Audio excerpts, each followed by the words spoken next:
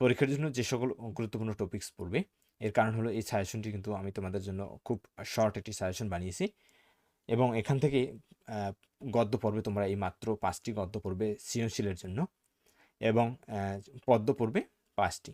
সেগুলো হলো গদ্য থেকে যে সকল টপিক্সগুলো তোমরা পড়বে সেগুলো হলো সুবা, আমাটির ভেপু, প্রতুপকার, বই পড়া এবং শিক্ষা ও মনুষ্যত্ব।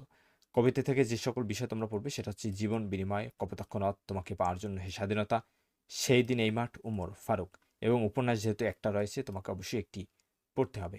এখন বিষয় হচ্ছে তাহলে এই 5টি 10টি আমরা পড়লাম, তাহলে বাকি যে টপিকগুলো রয়েছে এখানে সেগুলো কি হবে বা সেগুলো পড়ার কি প্রয়োজন নেই?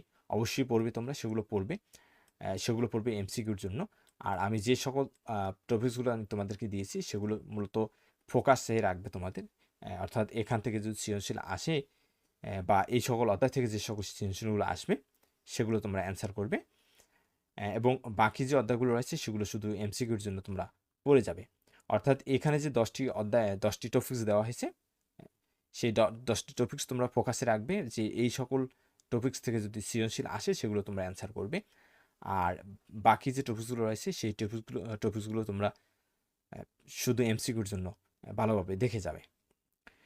সাজেশনের টপিকসগুলো মূল বইটি থেকে ভালো করে পড়বে এবং 2023, 24 এবং 25 সালে যে বোর্ড প্রশ্নগুলো রয়েছে সেগুলো তোমরা পড়বে বা অনুশীলন করবে। এর কারণ হচ্ছে তোমরা বলতে পারো যে আমরা তো মেন বুক থেকে প্রশ্ন আসে, মেন বুকই আমরা পড়ব, কেন আমরা বোর্ড প্রশ্নগুলো দেখব? আসলে বোর্ড প্রশ্নগুলো দেখার প্রয়োজন রয়েছে। এর কারণ হলো তোমাদের প্রশ্নর প্যাটার্ন বা ধরন বুঝতে হলে অবশ্যই তোমাকে বোর্ড প্রশ্নগুলো কিছু সলভ করতে হবে বা দেখতে হবে যে প্রশ্নটা আসলে কিভাবে আসে বা কিভাবে করা হয়। এই অর্থাৎ প্রশ্ন সম্পর্কে তোমাদের সুন্দর একটি আইডিয়া বা চমৎকার একটি ধারণা পেতেই আসলে বোর্ড প্রশ্নগুলো তোমরা দেখে যাবে।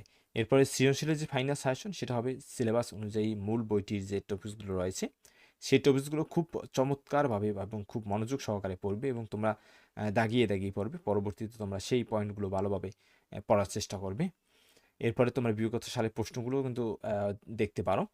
সেটা 22 হতে 25 পর্যন্ত যে বোর্ডগুলো রয়েছে তোমরা সময় পেলে সেগুলো দেখে যাবে। কিন্তু তোমরা যদি মূল বইটি ভালো করে পড়ে যাও তাহলে আমি মনে করি এই যে প্রশ্নগুলো সেগুলো অর্থাৎ বোর্ড প্রশ্নগুলো তোমরা নরমালি দেখে গেলেই হবে। এর কারণ হলো তোমাদের প্রশ্নের যে ধরন বা প্রশ্ন প্যাটার্ন সম্পর্কে সুন্দর একটি আইডিয়া চলে আসবে। এরপরে সাপ্লিমেন্ট বা টেস্ট পেপার থাকলে তোমরা সেখান থেকে টপ 10 স্কুলের যে এমসিকিউগুলো রয়েছে সেগুলো তোমরা ইচ্ছে করলে দেখতে পারো। কিন্তু তোমার যে মূল যে কাজ বা সবচেয়ে যে গুরুত্বপূর্ণ যে বিষয়টি সেটা হচ্ছে সিলেবাস অনুযায়ী